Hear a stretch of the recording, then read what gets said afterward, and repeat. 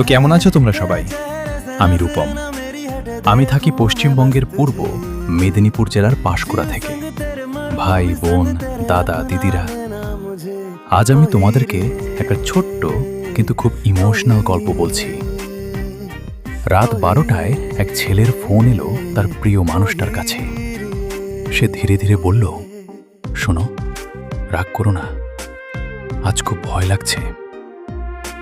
মেয়েটি ঘাবড়ে গিয়ে বলল, কেন, কি হয়েছে? ছেলেটি ধীরে বলল, হয়তো আমি কাল সকালে আর উঠতে পারবো না, আমার শরীরটা ভালো নেই। এ কথা শুনে মেয়েটির গলা কেঁপে উঠল। সে বলল, না না, কিছু হবে না, তুমি শুধু আমার কণ্ঠস্বরটা শুনতে থাকো। তারপর দুজনে সারা রাত কথা বলতে থাকলো। মাঝে মাঝে মেয়েটি জিজ্ঞেস করত, ঘুমিয়ে পড়নি তো? ছেলেটি হেসে বলতো, না, আমি তো তোমার কণ্ঠস্বরে শুনছি। এভাবেই ধীরে ধীরে রাত কেটে গেল। হঠাৎ সকাল 5টার সময় কলটা কেটে গেল।